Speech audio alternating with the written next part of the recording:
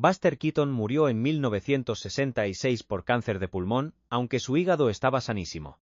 Tras años de castigarse, el payaso que no reía se fue de este mundo con una sonrisa y esa calma tan suya. Número 14. Errol Flynn. El aventurero que no pudo escapar de sus propios demonios internos.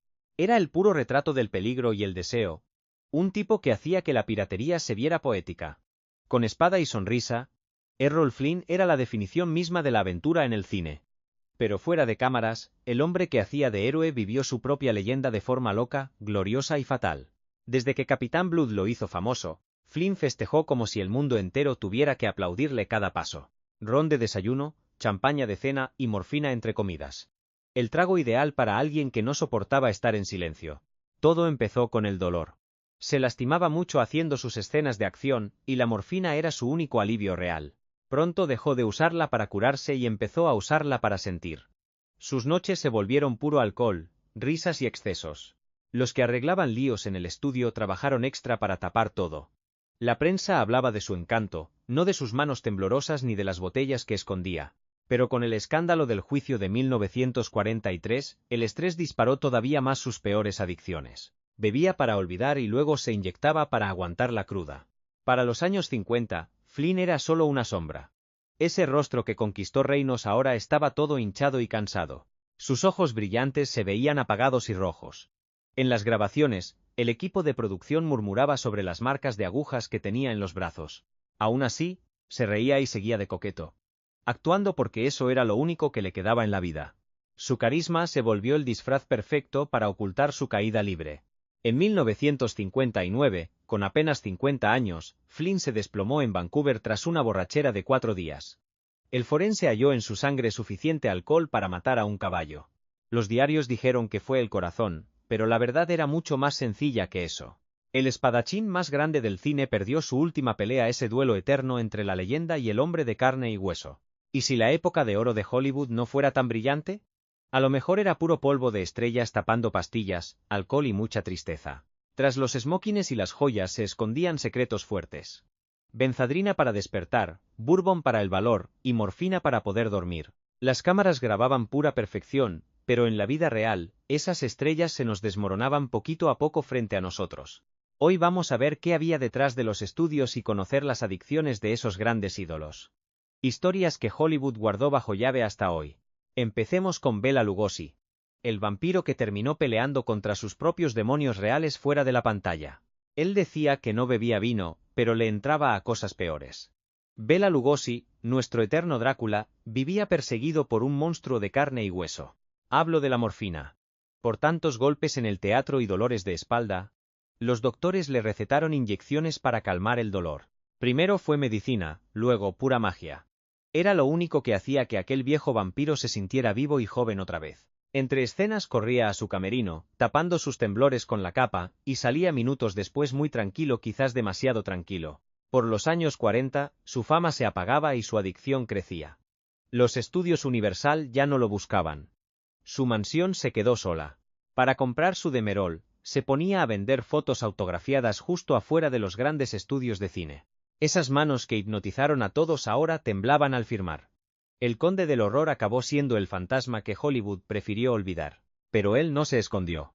En 1955, a los 72 años, entró al hospital y confesó su adicción frente a todos. Fue la primera gran estrella en ser valiente. Las cámaras no paraban de brillar. La prensa no lo podía creer. Bela, pálido pero digno, dijo que estaba peleando contra su desafío más grande. Él mismo. En ese instante, el que cazaba monstruos fue el hombre más valiente de Hollywood. Aunque, la verdad, nunca pudo volver a la cima. Murió al año siguiente sin un peso, pero muy libre. Cada Halloween, cuando sus ojos brillan en la pantalla de blanco y negro, acuérdense que bajo la capa había un señor que enfrentó la adicción y ganó con valentía. Ahora hablemos de Tayula Bankhead, esa mujer rebelde que tenía una voz que nadie en este mundo podía domar. Ella no entraba a los lugares nomás así. Ella llegaba y arrasaba con todo a su paso, como un torbellino. Tayula Bankhead, una sirena del sur con lengua de marinero, mandaba en el Hollywood de los años 30.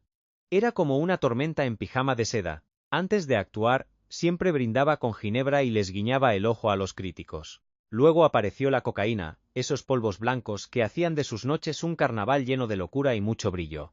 Tenía un talento magnético, pero su rebeldía asustaba a los meros jefes del estudio. En el set pedía morfina para sus dolores, y luego repartía insultos finos y copas de champaña como si nada estuviera pasando. No actuaba, ella vivía a todo lo que daba. Quisieron domarla, pero ella hizo de sus escándalos una verdadera obra de arte. Pero las fiestas pasan factura. Tanta noche de locura le amoló los pulmones y la voz. Le recetaron jarabe con codeína, y ella se lo tomaba como si fuera vinito. Cuando trabajó con Hitchcock en Náufragos, su belleza ya se estaba marchitando bastante por los excesos. Su cuerpo ya no podía más, pero aún tenía fuego entre el humo de su cigarro. Al morir en 1968, perdimos mucho más que una actriz. Se fue una fuerza de la naturaleza. Tayula vivió como un solo de jazz. Libre, mareadora, y se nos fue demasiado pronto. Su risa todavía se escucha en Hollywood, retando a cualquiera a vivir como ella. Ahora vamos con Montgomery Clift, una tragedia hermosa fuera de cámaras. Él trajo un estilo nuevo. Un galán sensible y herido. Montgomery Clift no solo actuaba, él se entregaba por completo en cada papel. Pero una noche de 1956, esa perfección se hizo pedazos. Saliendo de cenar con Elizabeth Taylor, chocó de frente contra un poste de luz. Se rompió la mandíbula, perdió la nariz y hasta los dientes se le clavaron en la garganta. Imagínense qué tragedia. Elizabeth Taylor le salvó la vida al evitar que se ahogara, pero aquel galán que todos amaban nunca volvió a ser el mismo de antes. Le reconstruyeron la cara con cirugías, pero al verse al espejo, ya no se reconocía para nada. El dolor era horrible. No solo el del cuerpo, sino el de perder su belleza en un mundo que solo busca caras bonitas. Se refugió en pastillas como Demerol y Percodan, junto con mucha ginebra. Él decía que era alivio, pero era una forma de escapar. Los directores vieron cómo se apagaba. De ser un genio, pasó a tener mirada perdida y a olvidar todas sus líneas de guión. En la película El árbol de la vida, la gente vio cómo aquel príncipe se convirtió en un fantasma frente a sus ojos. Se encerraba en cuartos de hotel a ver sus películas viejas, buscando al hombre que fue. En los años 60 ya era una sombra, pero seguía transmitiendo verdades que te partían el corazón en cada escena de cine. Era su don y su condena. El 23 de julio de 1966 murió solo con su radio encendida. Elizabeth Taylor lloró amargamente. Ella lo salvó una vez, pero no pudo con su alma. En Hollywood dijeron que fue el suicidio más largo del mundo. Pero a lo mejor no estaba muriendo así nomás. Solo quería actuar a pesar de tanto dolor, hasta que por fin se cerró el telón de su vida. Ahora vamos con Rita Hayworth, la diosa que se ahogó bajo los reflectores. Era puro fuego y seda. Enamoró al mundo entero con solo acomodarse su cabello frente a la cámara. Rita se volvió la mujer fatal por excelencia, un símbolo de tentación y elegancia. Pero tras esa imagen perfecta, vivía una mujer muy tímida y solitaria. Columbia Pictures le cambió hasta el nacimiento del pelo con electrólisis y se lo pintó de rojo. Era una identidad nueva que a ella nunca le terminó de gustar. Fuera de cámaras, calmaba su ansiedad con copas de bourbon, buscando valor en el fondo de cada vaso. La fama la volvió intocable, pero también la dejó insoportablemente sola. Se casó con el príncipe Ali Khan, soñando que la realeza por fin le traería paz, pero solo halló chismes y penas. Al volver a Hollywood, la botella ya era su amante más fiel y su único refugio. En el rodaje de Pal Joy, los técnicos apostaban cuántos martinis aguantaría antes de que dijeran acción otra vez. Si olvidaba sus líneas, le escondían audífonos entre el pelo para dictárselas. Los hombres se duermen con Hilda, decía ella, pero despiertan conmigo. Fue un suspiro muy amargo. Fue su gran verdad. A finales de los 60, su brillo se apagó y los doctores hablaron de demencia alcohólica, aunque en realidad era el mal de Alzheimer. Sus últimos años los pasó vagando por Nueva York, olvidando que fue una estrella. Al morir en 1987, el mundo lloró a su leyenda. Pero sus amigos sabían que ni el tiempo ni la enfermedad le robaron la vida. Fue el whisky que bebía para que la soledad no hiciera tanto ruido. Número 5. Spencer Tracy. Un santo frente a la cámara, pero un pecador en la cantina. Para el público era el pilar moral de Hollywood. Esa voz firme y noble que hacía que distinguir el bien del mal pareciera lo más sencillo del mundo. Pero tras bambalinas, Spencer Tracy vivía en una guerra constante contra sus propios demonios. Como católico devoto, sentía que beber era un pecado mortal, pero esa misma culpa lo hundía más profundo en la copa. En la MGM tenían una clave para sus ausencias. Spence anda visitando a los muchachos. Significaba que el actor de Capitanes Intrépidos estaba otra vez encorvado frente a un vaso de whisky bien cargado, peleando contra los fantasmas que tan bien actuaba en el cine. Actuaba mejor que nadie, incluso con una cruda que habría dejado fuera de combate a cualquier otro hombre. Los directores filmaban alrededor de sus borracheras, dejando los acercamientos para los días en que su cara no luciera tan deshecha. Su cuerpo pasó la factura: úlceras, diabetes y una presión arterial que le martillaba las sienes sin descanso. Pero al volver al set, entregaba una humanidad tan real que nadie podía imitarla. Tal vez ese dolor y esa vergüenza eran lo que lo hacían parecer tan humano. Spencer Tracy no solo actuaba como un hombre roto. Él lo estaba. Su romance con Katharine Hepburn le dio un poco de paz. Ella lo amaba con locura, cuidándolo casi como una madre que busca salvarlo todo. Le escondía las botellas, les echaba agua al licor y rezaba junto a él tras esas noches de temblorina. Él prometía dejarlo, pero acababa otra vez en los bares de Los Ángeles buscando perdón. Hepburn decía que era un hombre demasiado grande para ser destruido por algo tan pequeño. Pero el alcohol no es poca cosa. Es callado. Tiene paciencia y no perdona a nadie. Para 1967, su salud ya no daba más. Temblaba entre escenas y apenas lograba mantenerse en pie. 17 días tras el rodaje, Hepburn lo halló tirado junto al fregadero de la cocina, ya sin vida, con un vaso de bourbon a medias. El mundo lloró a su héroe, sin saber que su última pelea fue solitaria y en silencio. Su mejor actuación no fue para la gran pantalla. Fue fingir que tenía el control, esa máscara de fuerza que usaba mientras por dentro se hacía pedazos poco a poco. Número 6. Ava Gardner. Una belleza que encandilaba. Tenía esa clase de rostro, que te dejaba mudo en cuanto la veías, una muchacha de Carolina del Norte con unos ojos verdes capaces de parar el tráfico en Los Ángeles. Ava pasó de ser una niña de pueblo a una reina de Hollywood, pero la fama solo aumentó su ansiedad. En el set, entre cada escena, calmaba sus manos temblorosas con un poco de bourbon, disfrazando sus nervios con ese encanto sureño tan fino. Todos pensaban que era pura confianza, pero era valor sacado de la botella. La llamaban diosa, aunque ella nunca quiso adoración. Solo quería escapar de todo. Entonces se cruzó con Frank Sinatra, el único hombre con un fuego tan fuerte como el de ella. Su amor fue volcánico y destructivo. Sus peleas siempre acababan entre vidrios rotos y besos con sabor a whisky y a llanto. Cuando Sinatra se ponía celoso, Ava se hundía en la bebida. Mientras filmaba La Condesa Descalza, recibía el amanecer con café cargado de licor, actuando con una mirada que delataba los estragos de la noche anterior. La prensa decía que era una salvaje. Tenían algo de razón.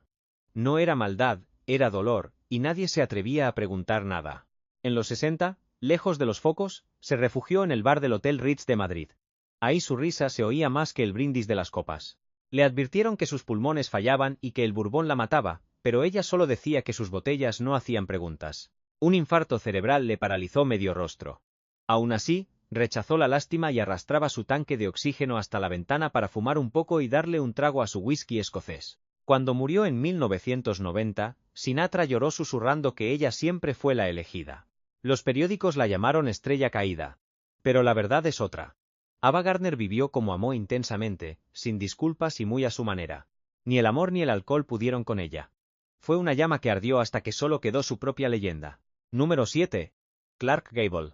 El rey del cine que nunca pudo ganarse la batalla a sí mismo. Era el galán que todo hombre envidiaba y toda mujer soñaba con amar, el mismísimo rey de Hollywood. La sonrisa de Clark Gable derretía hasta la lente, y su porte era el puro ejemplo de la masculinidad. Pero tras ese carisma había un cansancio mortal, alimentado por tabaco, litros de café y benzodiazepina, esas pastillas que lo hacían ver como si nunca se cansara. Mientras filmaba Lo que el viento se llevó, se fumaba casi 100 cigarros al día. Su camerino era una auténtica nube de humo gris. El estudio presumía su imagen de hombre rudo y perfecto, pero el corazón de Gable ya galopaba fuerte al ritmo de la química. La presión por no irse nunca. El rey no paraba. Giras, bonos de guerra e interminables llamados en el set. Aguantaba todo con estimulantes al despertar y bourbon al anochecer. Tras ser artillero en la Segunda Guerra Mundial, sus nervios y la nicotina se dispararon al doble. Los médicos le suplicaron que le bajara al ritmo, pero él solo encendía otro cigarro. Cada cinta le exigía una energía brutal, aunque su cuerpo ya lo estaba traicionando. Detrás de esa fachada de hierro, su corazón se apagaba. Durante el pesado rodaje de Los Inadaptados en Nevada, Gable se exigió demasiado, llegando a límites que ya no podía soportar. El calor del desierto, el humo y las pastillas le pasaron la cuenta. Marilyn Monroe dijo después que se veía cansadísimo, como si ya se estuviera despidiendo. Apenas 2 días tras terminar la película, Gable sufrió un infarto masivo. Tenía 59 años. La prensa culpó al estrés, pero en Hollywood sabían la verdad. Clark Gable, el hombre que no pestañeaba en pantalla, se estaba matando en silencio. Un cigarro, una pastilla y una noche de desvelo a la vez. El rey no perdió su corona, la quemó. En el número 8, Peter Lorre. El villano que no pudo escapar de su propia sombra. Aterrorizó a todos con un simple susurro. Esos ojos saltones y su calma inquietante lo hacían perfecto para ser el hombre que sabía demasiado. D.M. a Casablanca, fue el villano favorito de Hollywood, y el rostro del peligro con voz suave. Pero lo que el público ignoraba era la pesadilla que vivía fuera del set, una sed que no era de fama, sino de morfina. Todo comenzó de forma inocente en los 1930. Tras una operación de vesícula biliar allá en Europa. Los doctores se la recetaron para el dolor y Peter descubrió una oscuridad más tentadora que cualquier papel. Cuando llegó a Hollywood, la morfina ya venía con él. Cada mañana pasaba a la enfermería del estudio para curarse un poco antes de actuar junto a Bogart o Sidney Greenstreet. Pronto empezó a inyectarse él mismo. Les bromeaba a sus amigos al respecto, pero la risa se fue apagando. Para los años 40, su actuación y sus ojos ya reflejaban el cansancio. Esa amenaza que tanto fascinaba al público lo estaba devorando por dentro. Los estudios decían que era fatiga. Sus amigos, tristeza. La verdad era la adicción. Cuando se le acabaron las recetas, buscó dosis en el mercado negro, empeñando lo que fuera para conseguir su siguiente inyección. En las fiestas temblaba tanto que los vasos se le resbalaban de las manos. Esa voz que antes destilaba peligro, apenas podía mantener la calma. El genio siniestro de Hollywood se había convertido en un fantasma que perseguía su propia leyenda. En 1964, tras años de luchar en clínicas de rehabilitación, el corazón de Peter Lorre finalmente dejó de latir. Tenía 59 años. Los críticos alabaron su presencia única en pantalla, pero nunca supieron cuánto le costó intentar encontrar un poco de paz. Debajo de la amenaza y de la morfina, había un hombre que solo deseaba lo que cualquier monstruo quiere en el fondo: dejar de tener miedo. En 9º lugar, Vivien Leigh, el fuego frágil de la época de oro. Ella simplemente nació para brillar. Vivien Leigh no solo hizo de Scarlett O'Hara. Ella era orgullosa, radiante y estaba condenada a brillar con demasiada fuerza. Desde que pisó el set de Lo que el viento se llevó, su belleza fue mítica. Pero tras esa piel de porcelana se escondían tormentas que ningún director podía controlar. Mucho antes de que Hollywood supiera que era el trastorno bipolar. Vivien ya vivía entre la brillantez maníaca y una tristeza absoluta, calmada solo con brandy y barbitúricos. En su mejor momento, deslumbró a todos y a su esposo, la gran estrella Laurence Olivier. Eran la pareja de oro de Inglaterra, hasta que la euforia se salió de control. Ensayaba hasta el amanecer, lloraba por nada, y caía en silencios que asustaban a cualquiera. Los médicos le daban pastillas, brandy para dormir y hasta choques eléctricos cuando ya nada de lo anterior funcionaba. Cada tratamiento le robaba un poco de su luz. Pero Vivien se negaba a apagarse sin dar pelea. Incluso en pleno caos, exigía ser el centro de atención, temblorosa, luminosa e inolvidable. Filmando un tranvía llamado Deseo, le confesó a Blanche Dubois sus propios dolores, mezclando personaje y realidad. El resultado fue pura genialidad y tragedia. El mismo dolor que hizo inmortales sus actuaciones la estaba consumiendo por dentro, poco a poco. Sus amigos murmuraban sobre su bebida y sus cambios de humor mientras Olivier se alejaba. La fama no pudo salvarla de la crueldad de su propia mente. En 1967, la tuberculosis acabó con sus fuerzas y su espíritu. Una noche de verano murió sola en su piso de Londres, dejando una carta a medias. Tenía solo 53 años. Para el mundo, Vivien Leigh siempre será la eterna diosa pelirroja del sur. Pero tras esos ojos color esmeralda había una mujer que peleó contra su propio corazón hasta que éste simplemente se rindió. Número 10, William Holden. El hombre común que no podía mantenerse en pie. Era el héroe de confianza de todo Hollywood. Recio y firme. Era el tipo en quien podías confiar. Su sonrisa transmitía una seguridad que hacía que el público se sintiera protegido. Pero detrás de las cámaras, esa estabilidad era puro cuento. Después de ganar el Oscar por Stalag 17, Holden se compró un hotelito de safari en Kenia, donde brindaba con vodka, no con champaña, al caer la tarde. El trago le calmaba los nervios, adormecía esa soledad que la fama nunca cura. A sus amigos les decía que era para relajarse. La verdad es que era lo único que lo sostenía. Para los años 60, el vodka ya era su pan de cada día. Escondía botellas en el congelador de su camper y bebía en tazas de café para que el equipo de filmación no se diera cuenta. En las fiestas, sus carcajadas sonaban muy fuerte y su mirada se perdía bajo las luces.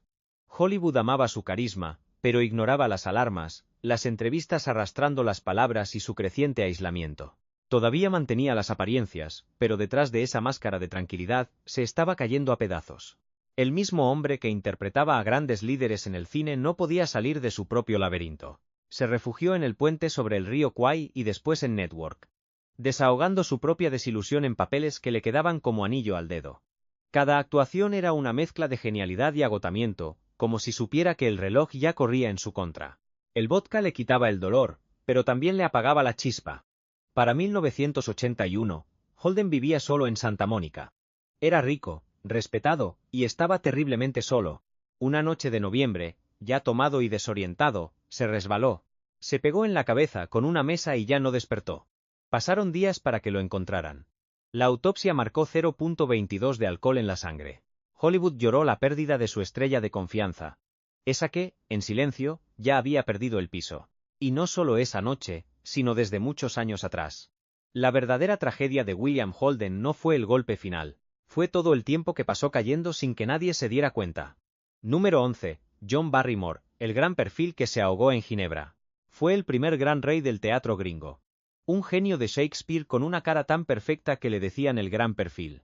Pero tras esa clase, se escondía un hombre devorado por los vicios. Nacido en una dinastía de actores, Barrymore no solo heredó el talento, sino también la sed, y de la mala. Empezó a empinar el codo antes de poder votar, y cuando conquistó Broadway como Hamlet, su desayuno era caviar con ginebra. Cuando Hollywood le echó el ojo, llegó como rey, con anforita en una mano y la cruda en la otra. La fama solo le aumentó el apetito, y la ginebra se volvió su sombra. Durante la época del cine mudo, Barrymore era un dios. Pero al llegar el cine sonoro, su voz más que hablar, se arrastraba. En el set, escondía botellas en la utilería, le recitaba Shakespeare a los técnicos y luego olvidaba sus líneas cuando gritaban ¡acción! Los directores le rogaban a los otros actores que lo cubrieran, pero el desastre era inevitable. Los periodicuchos hicieron de su caída un circo. Barrymore nomás se reía. Se burlaban de él. Él se lo tomaba a chiste y se servía otra copa. Para los años 30, su genio ya era una caricatura de sí mismo. Iba a los programas de radio y se tambaleaba, se quedaba dormido a media frase y despertaba con el público riéndose, pero no de sus chistes. En mayo de 1942, a los 60 años, su cuerpo dijo basta. Cirrosis, delirium tremens. El telón final. Cuenta la leyenda que Errol Flynn y Raoul Walsh pidieron prestado su cuerpo para una última broma, sentándolo a la mesa de Flynn como si la fiesta siguiera. Es el tipo de chiste cruel que Hollywood inventa sobre sus ídolos caídos. La tragedia de John Barrymore no fue que cayera. Fue que cayó riéndose, con su copa en la mano, ahogado en aplausos que de nada sirvieron. Número 12. Mickey Rooney. El niño de oro que se lo jugó todo. Él era la energía pura del Hollywood de antes. El chamaco con una sonrisa tan grande que iluminaba toda la pantalla. Por 3 años seguidos, Mickey Rooney fue la estrella más taquillera del mundo, el ídolo chiquito pero picoso de Estados Unidos. Como Andy Hardy, era el símbolo de la inocencia. Pero fuera de cámaras, el niño bueno buscaba emociones un poquito más fuertes. A los 21 años ya era millonario y estaba hundido hasta el cuello en las apuestas. Mientras el estudio le cuidaba la imagen, Mickey se les escapaba al hipódromo, apostando miles de dólares a los caballos como si fueran centavos. Sus adicciones se salieron de control rapidísimo. Los jefes de la MGM le pagaban las deudas nomás para que su niño de oro no dejara de trabajar. Dejaba plantada la filmación a media escena para irse a jugar póker. Regresaba horas después sin un quinto. Pero eso sí, con una sonrisota. Su matrimonio con la bella Ava Gardner fue corto pero intenso. Ella lo dejó al descubrir que sus siestas de luna de miel eran escapadas secretas a los casinos. Sus amigos trataron de ayudarlo, pero Mickey no podía parar. El juego no era un vicio, era su vida. Mientras más alta la apuesta, más vivo se sentía. Pero ya sabemos que la casa siempre gana. Para los años 50, su fama se esfumó, y su fortuna también. El fisco le tocó la puerta, y el que fue el muchacho más rico de Hollywood se declaró en bancarrota. Aceptaba cualquier papel, desde apariciones en tele hasta películas de autocine baratas, lo que fuera para pagar la siguiente deuda. Incluso a sus 80 y tantos no le decía que no a una partidita de póker. Cuando murió en 2014, a los 93 años, su fortuna era de apenas $18.000. Hollywood recordó a una leyenda. Las Vegas, en cambio, recordó a un cliente que nunca aprendió a retirarse. La vida de Mickey Rooney demostró que a veces las estrellas más brillantes no se apagan. Simplemente malgastan su luz en una mala apuesta. Número 13. Buster Keaton. El hombre que hizo reír al mundo y luego se olvidó cómo. Le decían el gran cara de palo. Ese genio callado que con pura mirada ponía a todo el mundo a carcajadas. Buster Keaton armaba sus comedias en medio del caos, saltando de trenes o colgando de techos. Desafiaba la gravedad con una elegancia que ningún doble de acción podía siquiera soñar. Pero cuando llegó el cine sonoro, su arte y su dominio de la escena se le escaparon de las manos. La Metro-Goldwyn-Mayer le arrebató su libertad, cambiando sus geniales improvisaciones por guiones demasiado rígidos y aburridos. El hombre que inventó la risa se empezó a ahogar en el silencio. Se refugió en la ginebra, y pronto esa bebida fue lo único fiel que no le reclamaba absolutamente nada. A inicios de los años 30, Keaton bebía tanto que llegaba al set sin poder sostenerse en pie. Perdió su matrimonio, el estudio lo corrió y terminó en un sanatorio tras una borrachera muy violenta. Sus amigos creían que ya no tenía remedio. Otro genio más de la pantalla que se perdía en la botella. Pasó años de pensión en pensión, actuando en espectáculos de mala muerte por solo una noche. El gran comediante se convirtió apenas en una sombra de lo que alguna vez fue. Aunque dejó de beber por un corto tiempo, a Hollywood ya no le importaba su inmenso talento. Había caras nuevas y otros chistes. Su tiempo parecía haber terminado, pero las leyendas siempre saben cómo regresar a escena. Gracias a Eleanor Keaton, su segunda esposa, dejó la bebida para siempre a mitad de los años 50. Volvió a brillar en la televisión, descubierto por jóvenes que no necesitaban oírlo hablar para amarlo por completo. Su elegancia y esa chispa tan brillante regresaron con mucha más fuerza que antes. Cuando Charlie Chaplin lo invitó al escenario, los dos maestros se reunieron en un silencio muy tierno y agridulce.